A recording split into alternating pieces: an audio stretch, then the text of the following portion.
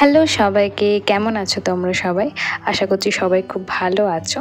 গ্রীষ্মের তাপপ্রবাহে আমাদের ত্বক পুরো ঝলসে গেছে এবং সেই ত্বককে আবার সতেজ করে তোলার জন্য আমি নিয়ে চলে এসেছি কিছু ঘরোয়া রেমেডি, তো যেগুলো আমি প্রায় ইউজ করে থাকি। তো চলো তোমাদের সাথেও সেগুলো শেয়ার করি। এখানে আমি চুলের লেন্থ অনুযায়ী নিয়ে নিয়েছি ফ্রেশ অ্যালোভেরা এবং তার সাথে পরিমাণ মতো টক দই আমি এখানে অ্যাড করছি। এরপর এই দুটো মিশ্রণকে খুব সুন্দরভাবে ফেটে নিতে হবে এবং এর সাথে আবার আমি অ্যাড করছি নারকেল তেল। এখানে আমি একদম খাঁটি নারকেল তেল ইউজ করেছি। তোমরা চাইলে তোমরা যে কোনো তেলই ইউজ করতে পারো, যে তেলটা ইউজ করো সেটা এখানে ব্যবহার করবে। তারপর ভালোভাবে এই মিশ্রণটাকে ফেটে নেবে। চুলে কোনো প্যাক ইউজ করার আগে চুলটাকে ভালোভাবে আঁচড়ে নেবে এবং তারপর প্যাকটা ইউজ করবে। তো এখানে আমি ভালোভাবে আরেকবার হাতে করে ফেটে নিলাম এবং চুলের পুরো গোড়া থেকে আমি দিতে স্টার্ট করেছি। প্রত্যেকটা প্যাকে আমি চুলের গোড়া থেকে দিতেই স্টার্ট করি। অ্যালোভেরার পুষ্টিগুণ চুলে যত্ন নিতে পারে গভীর থেকে, আর এতে থাকে ভিটামিন এ, ভিটামিন সি এবং ই, যা চুলকে ঘন এবং ঝলমল করে তুলতে অনেক সাহায্য করে। সাথে অ্যান্টিব্যাকটেরিয়াল ক্ষমতা থাকায় চুলের স্ক্যাল্পের যে কোনো সংক্রমণ থেকে চুলকে প্রতিরোধ করতে পারে।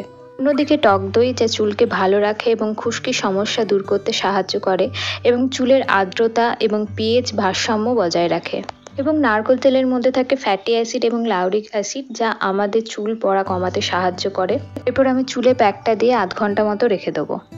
এরপর ত্বকের যত্নের জন্য আমি একটা ফেস প্যাক তৈরি করব এবং তার জন্য আমাদের যে জিনিসগুলো লাগবে সেটা হলো, প্রথমে আমি নিয়ে নিচ্ছি 2 চামচ বেসন এবং তার সাথে আমি অ্যাড করছি 2 চামচ মতো টক দই।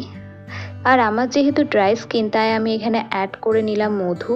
তো তোমরা চাইলে অ্যালোভেরা জেলও ইউজ করতে পারো। ট্যান রিমুভের জন্য তো টমেটো জুড়ি মেলা ভার, সেটা আমরা সবাই জানি। তো এই সমস্ত কিছুকে খুব ভালোভাবে মিক্স করে নিতে হবে। ফেস প্যাক ইউজ করার আগে মুখটাকে খুব ভালোভাবে ধুয়ে নেবে। তো আমি এখানে হাতের সাহায্যে পুরো প্যাকটা লাগালাম। তো তোমরা চাইলে ব্রাশের সাহায্যেও লাগাতে পারো। আমি হাতে কমফর্ট ফিল করি, সেই জন্যই আমি হাতেই সবসময় প্যাক লাগিয়ে থাকি। তো যাই হোক, সব মুখে খুব ভালোভাবে প্যাকটা লাগিয়ে নেবে এবং গলাটা একদমই বাদ দেবে না। আমরা সবসময় গলাটা বাদ দিয়ে থাকি, কিন্তু কোনো মতেই গলাকে বাদ দেওয়া যাবে না। গলা এবং মুখের যত্ন একইভাবে নিতে হবে। বেঁচে যাওয়া প্যাকটির সাথে আমি অ্যাড করলাম 2 চামচ চাল গুঁড়ি এবং সামান্য দই এবং তার সাথে দিলাম একটু টমেটোর জুস। তৈরি হয়ে গেল আমাদের বডি স্ক্রাব। মুখের যত্ন তো আমরা সবাই নিয়েই থাকি, কিন্তু আমাদের হাত এবং পাগুলো বাদ চলে যায়। তো আমি কিন্তু রেগুলার বেসিসে কখনো রেজার বা রিমুভাল ক্রিম ইউজ করে থাকি না। তো কোনো ওকেশন ওয়াইজই আমি এগুলো ইউজ করি।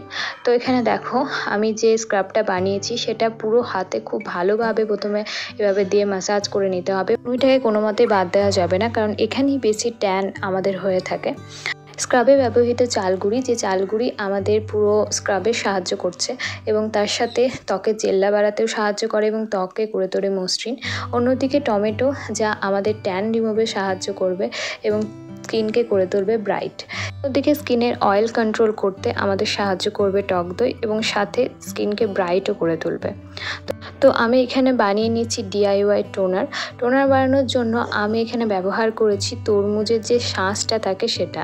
তো সমস্ত কিছুকে আধ ঘন্টার জন্য রেখে আমি স্নান করার পর মুখে ইউজ করে নিচ্ছি আইস। গরমে মুখে মেকআপ করার আগে সবসময় আইস এইভাবে অ্যাপ্লাই করে নেবে, তারপর মেকআপটা করবে এবং দেখবে যে কতটা পরিমাণে মেকআপটা বসে থাকছে স্কিনের মধ্যে। মুখের মধ্যে আমার আইস অ্যাপ্লাই করা হয়ে গেছে। এরপর আমি ইউজ করব আমার ডিআইওয়াই টোনারটা। এই টোনারের উপকারিতা খুবই ভালো। গরমের দিনে আমরা যেমন তরমুজ খেতে ভালোবাসি, সেরকম স্কিনের জন্য তরমুজের রস কিন্তু বা তরমুজের যে জুস থাকে সেটা খুবই উপকারী দেয়। এরপর আমি মুখে অ্যাপ্লাই করে নিচ্ছি ময়েশ্চারাইজার, যেটা কখনোই স্কিপ করা যাবে না। যতই রোদ গরম যাই হয়ে যাক না কেন, ময়েশ্চারাইজার লাগানো কিন্তু ম্যান্ডেটরি। তো এরপর আমি অ্যাপ্লাই করে নেবো সানস্ক্রিন, যেটা কেউ গরমের দিনে কি শীতের দিনে কি বা বর্ষার দিনে সব সময় অ্যাপ্লাই করতে হবে। তো আমার সানস্ক্রিনটা হচ্ছে SPF 50 এবং PA+++ এবং UVA এবং UVB প্রোটেকশন। সানস্ক্রিন কিন্তু তোমরা সবসময় ইউজ করবে, এরকম নয় যে বাইরে যাচ্ছ তখন সানস্ক্রিন ইউজ করছো কিন্তু বাড়ির ভেতরে থাকছো তখন করছো না, এরকম কখনোই করবে না। সর্বক্ষণ ঘরে বাইরে সবসময় কিন্তু তোমরা সানস্ক্রিন ইউজ করবে। তারপর আমি এখানে ইউজ করে নিচ্ছি লিপ বাম, লিপটাকে হাইড্রেট করে রাখার জন্য। এর সাথে সাথে দেখছি আমার চুলটাও আধশোকা হয়ে গেছে এবং এই সময় আমি ইউজ করে নিলাম চুলের সিরাম। সিরাম কখনো একদম শুকনো চুল বা একদম ভিজে চুলে লাগাবে না, একটু আধশোকা চুলটা হবে তখন তোমরা কিন্তু সিরাম অ্যাপ্লাই করবে।